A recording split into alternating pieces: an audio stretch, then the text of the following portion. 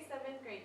So to clear up any confusion on today, remember that every level of the energy pyramid is decreasing by 10%. So in our example that we had with the algae, with the sun, algae, tadpole, minnow, blue heron, and alligator, we started with 2,500 units of energy. With that 2,500 units, this is the input.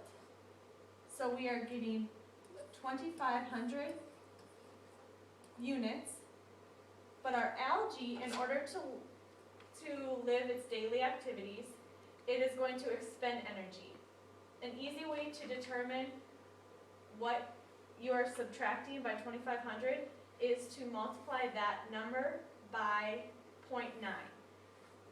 So you're going to multiply 2,500 by 0.9, which is 2,250. From that, you're going to simply subtract it and get 25. So a good way to check it is if you have 2,500 and you divide by 10 to get that 10% difference, you get 250. So that's what's left. That's the number of units of energy left. The number that's going in this box up here is the number of units that the algae needed to expend throughout the energy or throughout the day to have its activities completed. So this number goes into here. So again, this is no longer available because the algae used it. So that's expended, that's gone. But this number is now going to be the input for the tadpole. The tadpole has 250 units available. So we're going to start with 250 because that's our input. But the tadpole is going to use the majority of that. So again, if you multiply 250 times 0.9, you're going to get 225. If you subtract that, you have 25. That now is the number of stored units for that energy level. And again, the tadpole needed 225 units of energy to complete its daily activities. So now we no longer have that. That is gone. The tadpole used it. We're going to bring our 25 units over. Multiply 25 by 0.9 to get 22.5. So we're left with 2.5.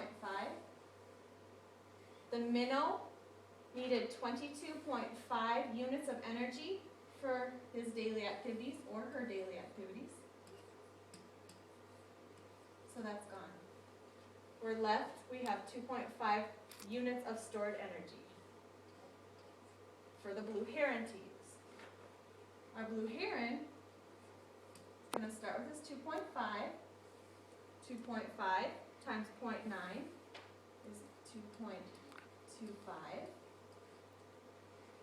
And you are left with 0.25. Our blue heron used 2.25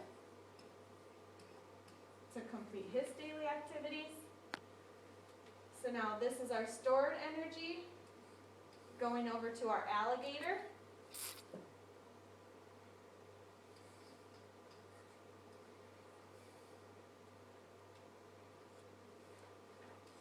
Now I'm going to let you finish that next part. Remember, what you're going to do is you're going to multiply 0.25 by 0.9 to get the number of units that is stored for that next person, whether that's a decomposer or whatnot. But remember, a good way to check it now is if you come back up here, get your calculator out, put in 2,500, divide by 10. Divide by 10, you're going to get 25. Divide by 10 again, 2.5. And you're just consistently moving that decimal over 1. So if you have questions, email me or ask Mrs. Putz. But just get your questions answered and have a good day.